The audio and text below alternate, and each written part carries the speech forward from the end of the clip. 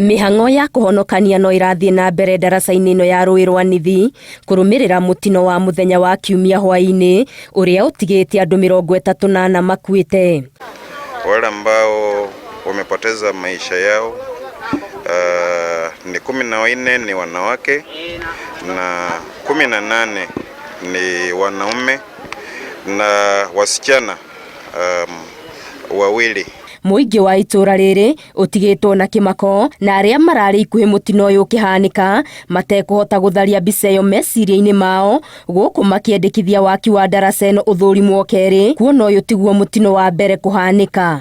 Saa kutokea jana kumekuwa na hiyo hali ya huzuni kwa sababu imesemekana ni watu wengi sana wameangamia na kuna wengine wamepata majeraha makubwa sana. Lakini shida ya hapa ni daraja tutengenezewe vizuri kwa sababu hata wale viongozi tunaochagua wanatuambia wanatengeneza lakini hawatengenezi. Daraja ino igitwe kiuragantu mianka na mianka kwa ina wirane ya kwamba daraja ino ikarutha yingi ya imbia tuikire muthanga muthetu aga tukirie surface area kana level ya muthanga muthetu twakendaga imbia na butira ombeka. Bathi ĩno ya kambuni ya Modern Coast ĩraumaga Meru ĩrorete Mombatha na maabitha a borithi maugĩte kwaya gũkorwo ndereba aratwarithĩtie bathi ĩno na ihenya rĩkĩrũku kuona ĩrambĩte kũgũtha ngari nini mũthemba wa Nissan X-Trail mbere ya kwambũrania rũirigo rwa daraca ĩno na kũgũa rũũĩ.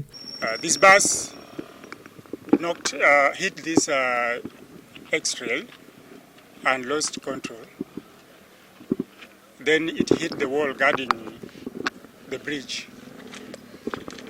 The impact was so great. We have warning signs to show the motorist that this is a black spot, but we have agreed with Kenya National Highways Authority that we are going to increase, to add more signages to warn motorists. Nawahimiza kwa uangalifu, uendeshe gari kwa mwendo wa pole wakati wakikaribia hii sehemu ili tujaribu ya kuchunga maisha. Uthuthuria wa kĩrĩa kĩracũngĩrĩirie mũtino ũyũ ũgĩthiaga na mbere rũhonge rwa ũgitĩri barabara-inĩ nĩ rũrũgamĩtie mĩhang'o yothe ya ũkui ya bathi cia kambuni ya Modern Coast. Ngĩribotera Inooro TV, Geto Wangari Maria wa Mũigana.